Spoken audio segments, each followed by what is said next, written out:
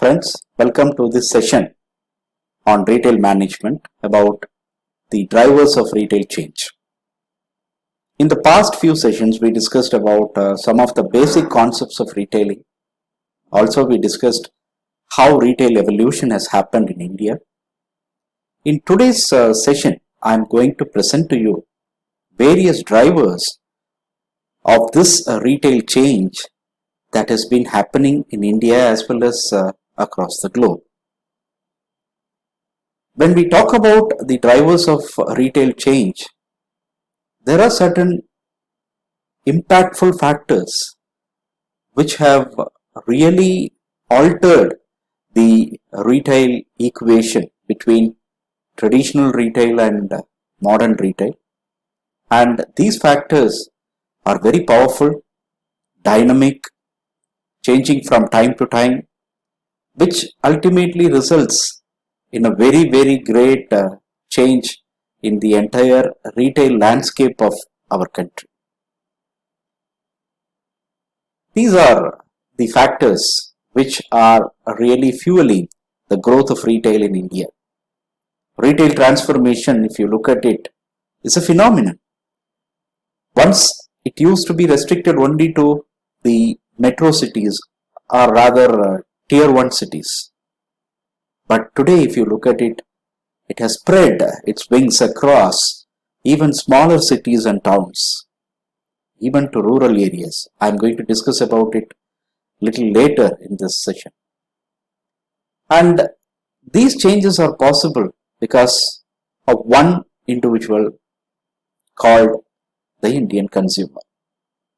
There are a lot of changes in the consumption behavior, in the preferences of these consumers, in terms of their knowledge about products, and in terms of their access to technology.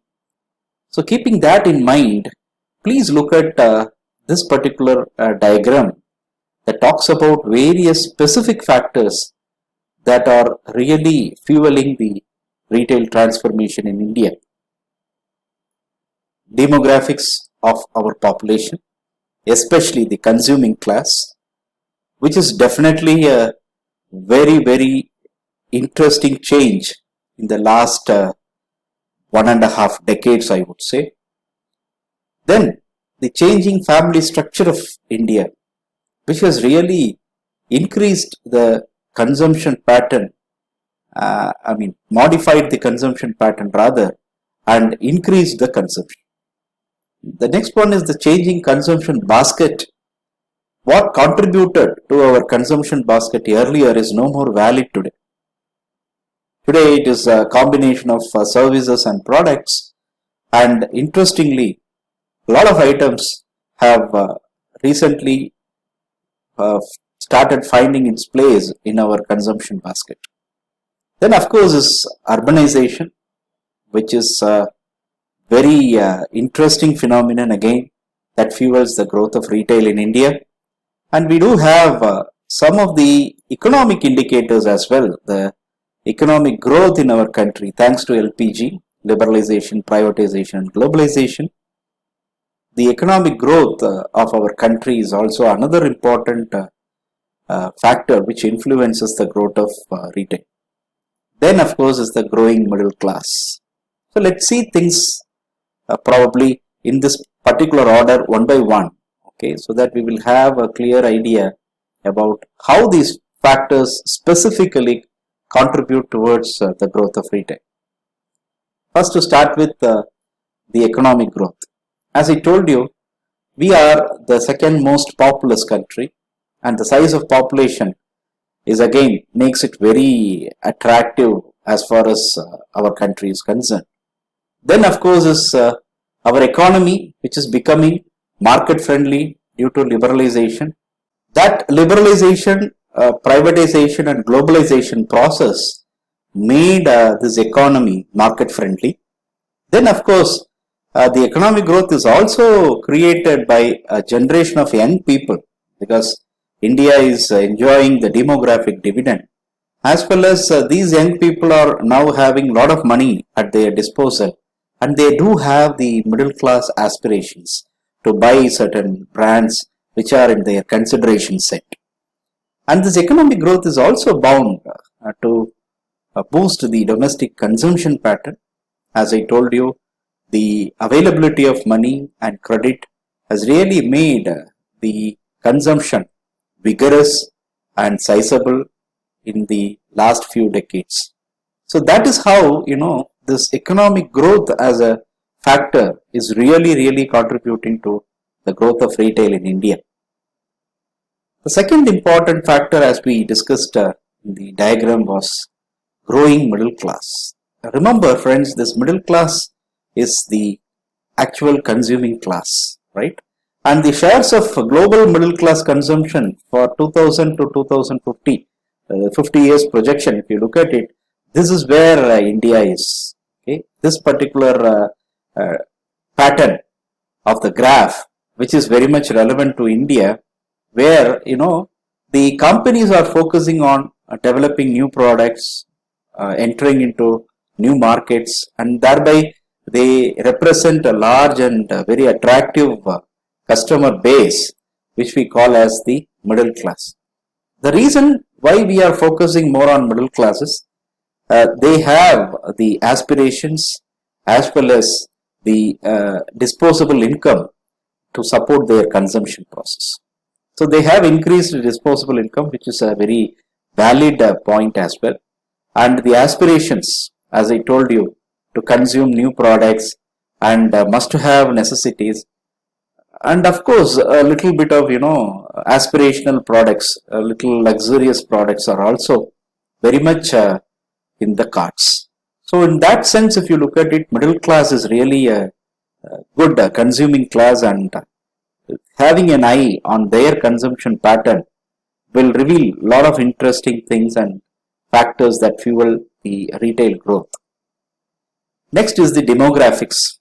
As I told you, between 1970 and 2000, if you look at it, per capita growth and the population growth. If you look at it, population grew by 54%, per capita growth of our country grew by 46%. But if you look at between 2015, the last 5 years, and probably the next 10 years, if you take into account, 75% increase in per capita growth, and population increase is only 1/3 of it. Okay, so India as such, if you look at it, we have the demographic dividend which I mentioned earlier. India is a very young nation. That is another interesting fact. Why we say so? Because with 70% and above of our population is in the age group of below 40 years, and about above 47% age, they are below 20. So it's a very interesting statistics, friends, because the projected increase in economically active population as far as India is concerned is really attractive. And population in the working age group of 15 to 54 years, they are the largest spenders. And another interesting thing is the increasing literacy rate makes consumers more aware about their consumption pattern, and acquisition of knowledge about consumption is also rapidly increasing. So the demographics of our entire consuming population is something which is worth mentioning here, and that serves as a major contributing factors to the growth of retail in India. And specifically, if you look at it, 60% of India's population are under 24 years, right? And if you look at it, about 5 to 7 million of our population are in the super rich category. 70 to 80 million, they afford cars, private health care, and foreign travel. Great, right? And about 250 to 300 million, they afford a sophisticated, gadgets and household items. And this 600 to 700, they are generally rural, and they can afford only simple industrial products, maybe like the clothing, bicycles, radios, some of those which are simple industrial products. So this particular pyramid very clearly segments our population based on our affordability. And look at this, definitely these are all the areas where the middle class they occupy, and their numbers are really, really interesting. The changing family structure is the next important factor. Today, if you look at it, there is increased economic independence as far as women are concerned. The affluence that has really increased due to the household structural changes. Now families have less number of children. Sometimes they don't have children and they want to lead the life as a couple. Number of single person households also increase, and households are becoming smaller and smaller, wherein we used to have bigger households in the early days, but now there is a split, okay, and nuclear families have come into order, and we have very smaller households in this process.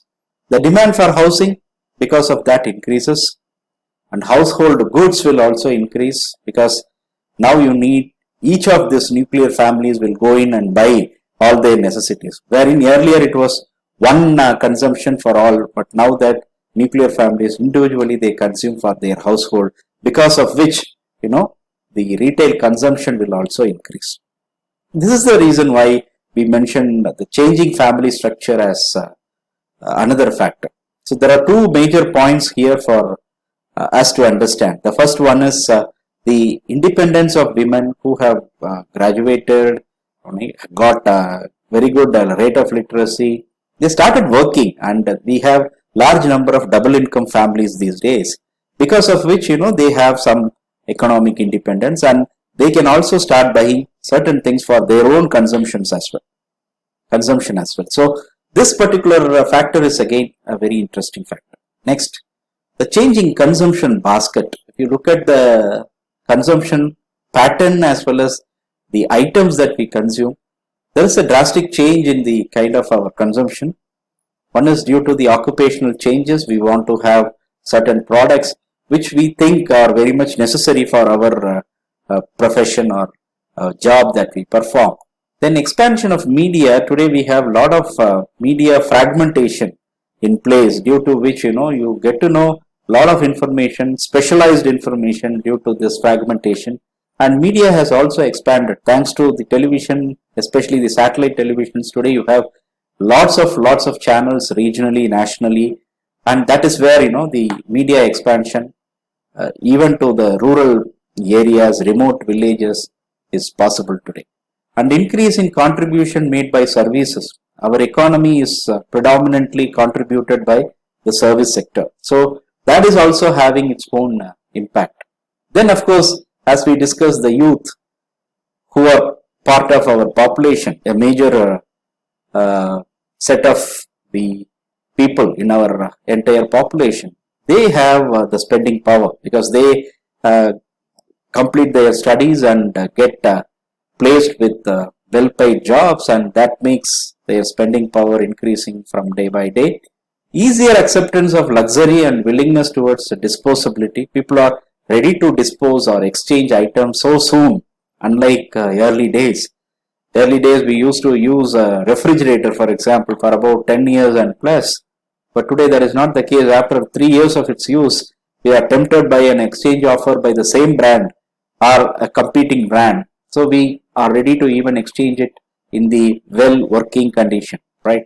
So that is another reason why the consumption basket has really altered. And changes in income brought changes in aspirations. As you start earning more and more, your aspiration levels also goes up and your spending pattern gets altered accordingly. And we are ready to spend more on discretionary items which are at our own disposal and for our own consumption, and we have convincing answers why I should buy that. So today the spending has spread across several categories, wherein the decision making powers the women has got, the youngsters have got, because they started earning and they have the spending power. So this has ultimately altered our consumption basket. So this is another important.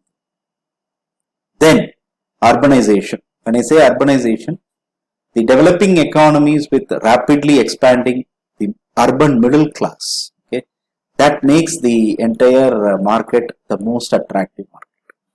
And especially if you look at the global perspective, this urbanization will be faster in Asia Pacific, Latin America, Africa, and Middle East. And between this 2014 and 2050, the number of city dwellers will increase from 54 to 66. People moving towards city areas. Okay, so the entire world's population from 54 percentage to 66, the city dwellers will increase. And by 2025, urban consumers, they themselves will inject about $20 trillion per year into our world economy. This is the survey done by McKinsey in 2012 that has projected. So maybe because of pandemic, this might have come down a little bit, but again, I'm sure it is up to regain its pace, and definitely it will achieve this particular level very soon. And the consumption growth in the future, again, it depends on the concentrated group of these urban individuals. So definitely the rate of urbanization, even if you take the scenario in India, there is rapid urbanization that is happening, and the central and state governments are also very much helpful in terms of urbanizing the market. So very soon you will find this urbanization rate going up in India as well, due to which definitely there are several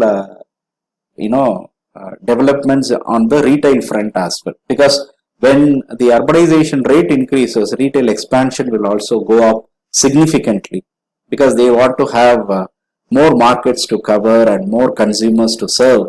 So in the process, the consumption will go up. That is the reason why the rate of urbanization is taken as another important factor.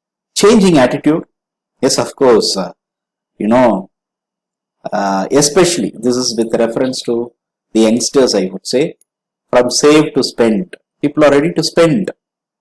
I am not saying that they are not saving, but still, as they consider saving important, they also consider spending as very exciting and important too.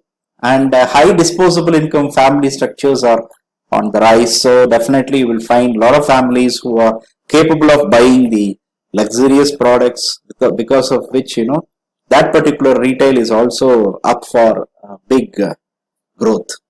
And as we discussed in the previous slides, the nuclear families are really fueling the retail consumption rate. And double income, no kids, that particular group of consumers are also on the rise. The number of consumers are also on the rise, and multi-income families, even individuals started having multiple incomes, and a lot of people in the family started earning. It is not, there is only one breadwinner. It is like, everyone, they have their own potential to earn, and the entire family income goes up because of that. When the family income goes up, obviously, the consumption will also go up. So that is how the impact of this changing attitude on retail, you will be in a position to understand. And if you look at the international exposure, yes, of course, today a lot of people, they travel to international destinations and they get exposed to the various products, services, retail experiences, and they expect such experiences to be offered in their domestic market as well. And if you look at the Indian scenario, yes, there are a lot of international players into our market, and even our own corporate retailers, they are also offering you that international experience, at the time of shopping.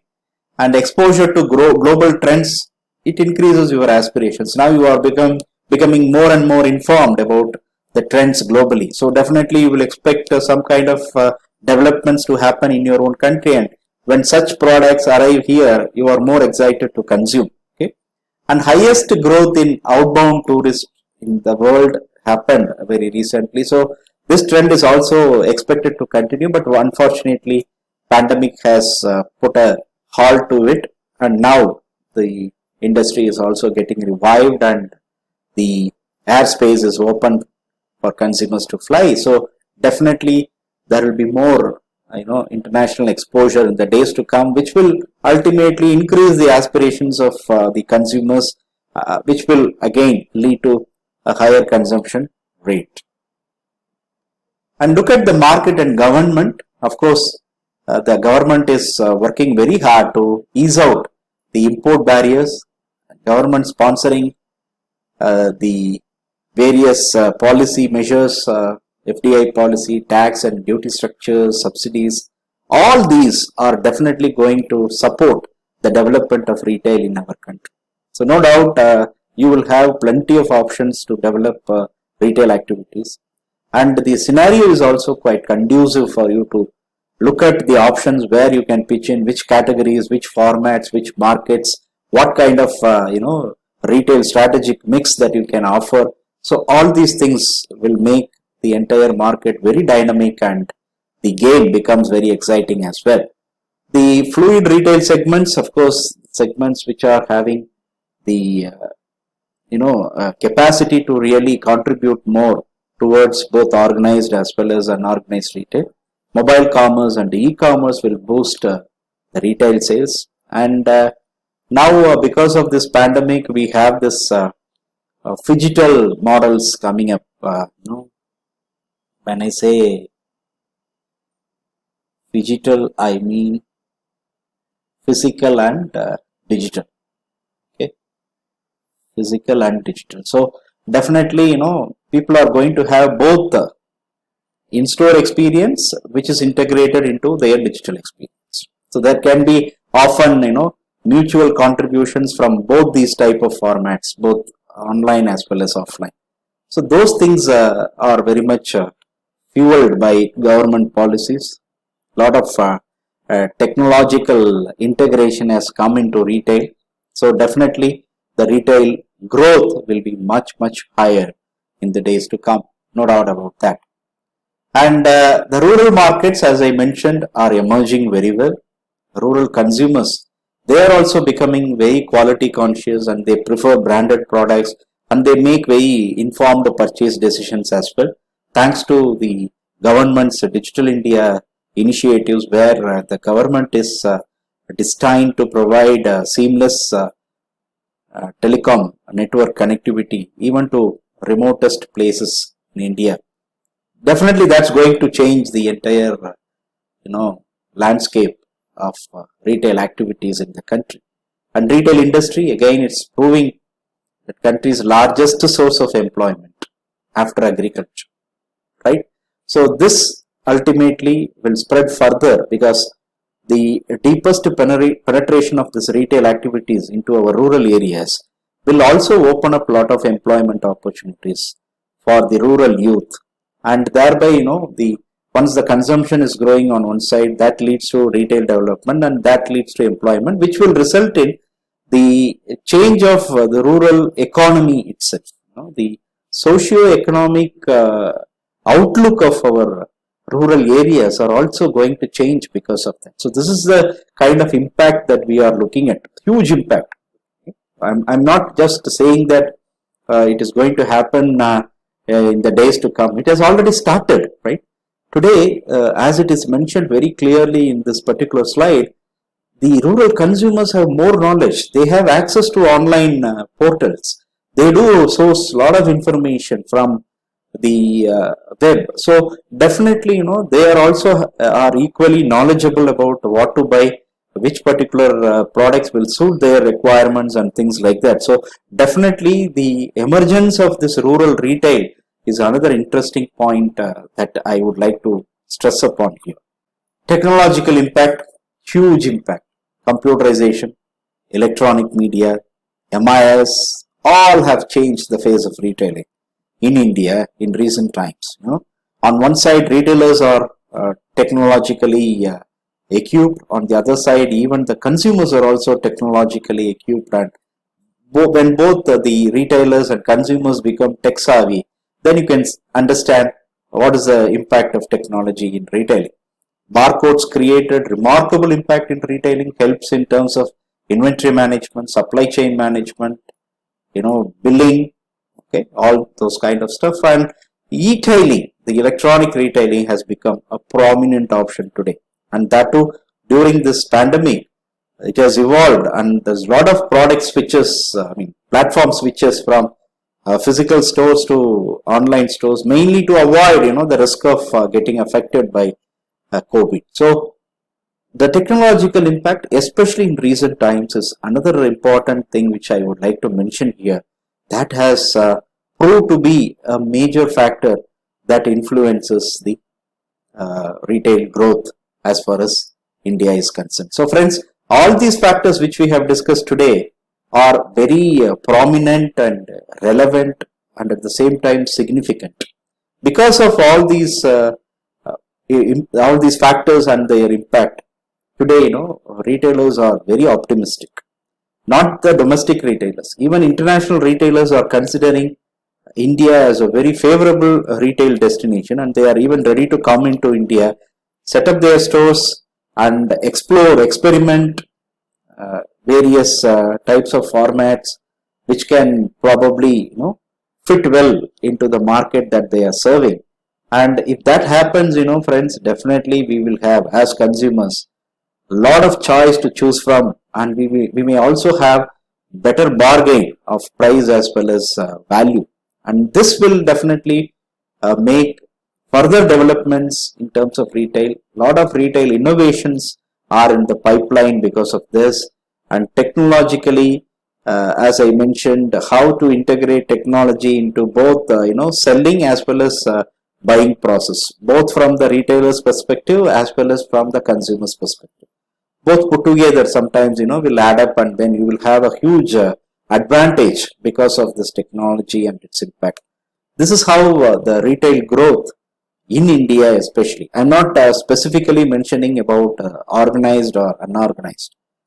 In total, I'm talking about, because of this, both the traditional sector as well as the modern organized retail sector, both are having huge advantages, and all these factors are specifically contributing. I won't say that these factors are having a limited kind of influence. All these factors that we have chosen and discussed in this particular session have really a huge impact as far as retail development is concerned. And that is the reason why each and every factor is worth discussing separately, and that is the reason why I have spent some time in terms of discussing these factors in the process of enlightening you on what are the factors that drive retail change as far as India as well as the global retail scenario is concerned.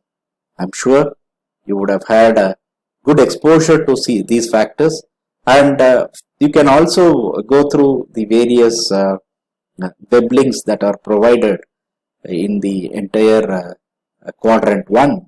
Thereby you will also have some additional information about how retail activities are being influenced by specific factors from mostly the Indian context. I would definitely suggest you all to update on these entire set of factors, how they are specifically impacting the retail activities, and how far the retail have really traveled, because of this influence, and what is there, in the near future as far as the retail activities in India are concerned, which sector is bound to grow faster, those kind of things, out of curiosity. I'm sure some of you may be very much interested, and I would definitely recommend you to keep reading and updating you on these things. With this, I'm signing off, and I'm sure this particular session would have given you some inputs as far as the drivers of retail change in India and as well as across globe is concerned. Thank you very much for joining. We will meet in another session. Bye bye.